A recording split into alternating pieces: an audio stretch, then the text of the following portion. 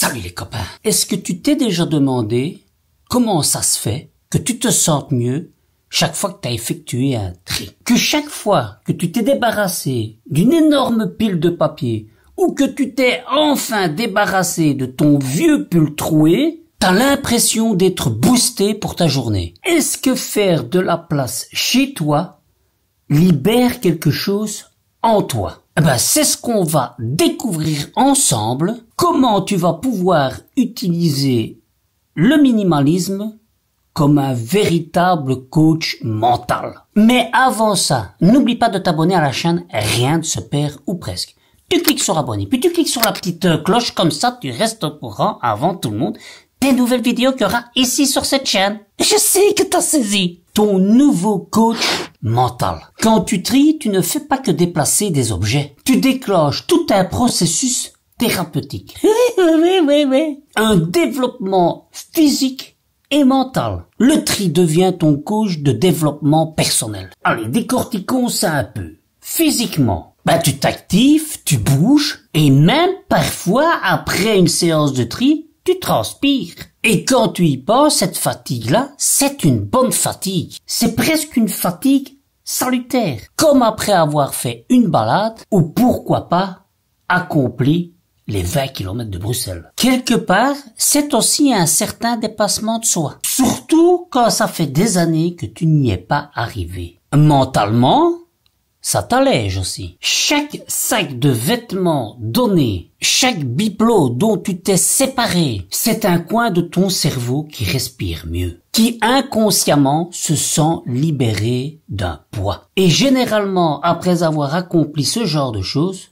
tu te sens mieux. Émotionnellement, c'est plus costaud. Alors, on traîne tous des casseroles, quel que soit le domaine. Mais dans ce domaine, les casseroles, c'est souvent un vieux cadre de photo que tu sais pas où mettre parce que ça correspond pas à l'endroit ni à la déco que tu as chez toi. Ce vieux t-shirt tout débraillé, mais que t'arrives pas à quitter parce qu'il te rappelle un tas de choses. Ou ce vieux carnet qui est toi, mais le toi du passé et qui ne correspond pas ou plus à ton toi du présent.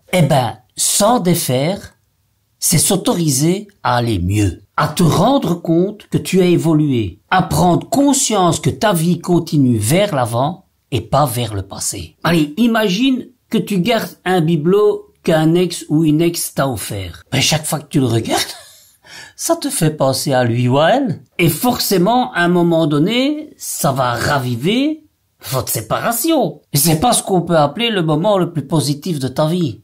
Tu verras qu'une fois qu'il sera sorti de la pièce ou que tu l'auras donné à quelqu'un qui en fera quelque chose, tu vas te libérer d'un poids. Tu vas pouvoir avancer. Tu vas pouvoir profiter du reste de ta vie. Qui sait, c'est peut-être à cause de ce bibelot que tu n'as pas su ouvrir ton cœur à quelqu'un d'autre. Parce que à chaque fois que tu le voyais, tu pensais à cette rupture. Tu te disais peut-être que tu ne te sentais plus capable de donner ta confiance à quelqu'un. Alors qu'une personne n'est pas une autre. Et des tas d'exemples ou de pensées par rapport à certains objets que tu as peuvent te laisser dans une souffrance que tu ne mérites pas. Pense-y.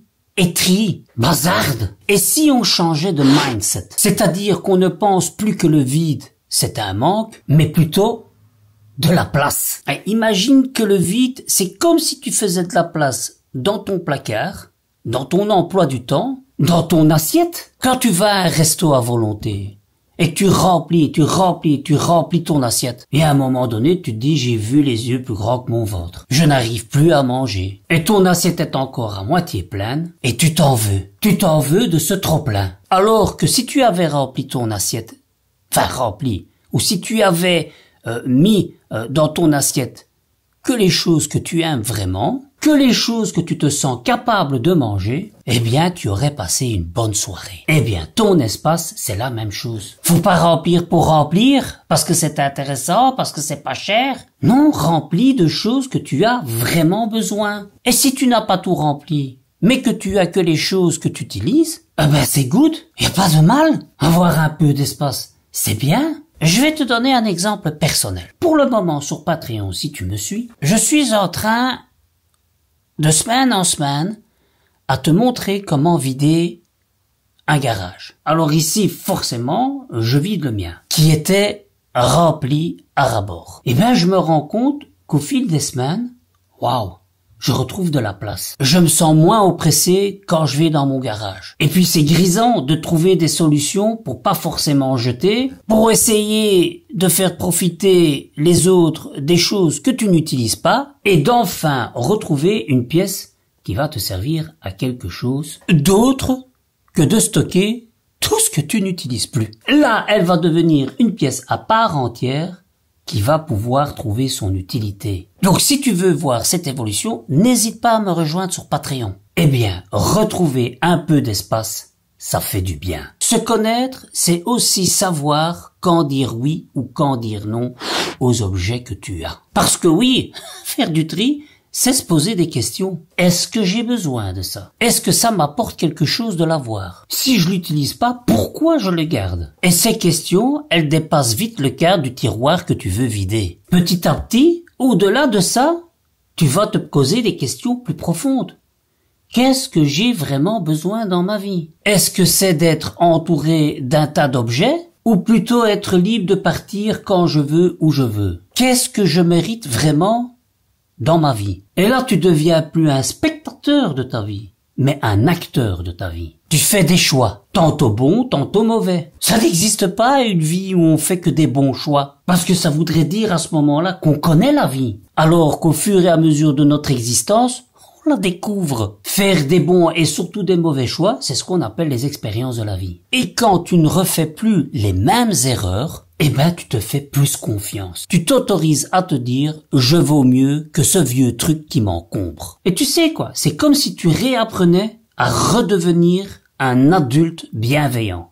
Bienveillant avec toi-même. Être celui qui prend soin de toi. Être celui qui te dit, allez, fais de la place pour ce que tu mérites de mieux. Alors dis-toi que faire le vide, ce n'est pas fuir, c'est préparer le terrain pour accueillir quelque chose de mieux. Pas forcément quelque chose pour remplir, parce que ça peut par exemple être des idées, un projet, plus de gens chez toi parce que t'as de la place, et dès lors de profiter de bons moments de partage. Et comme disait mon grand-père, qui range petit à petit ses tiroirs, finit par ranger inévitablement toute une armoire. Allez, j'espère que ces petits conseils pourront t'aider. N'oublie pas que je partage chaque jour vers 9h du matin une petite astuce sur Telegram. Ça reste le réseau social où je suis le plus présent. Donc n'hésite pas à venir m'y rejoindre. Je te dis à très bientôt pour de nouvelles aventures. Moi je t'attends de l'autre côté sur Telegram. D'ici là, porte-toi bien.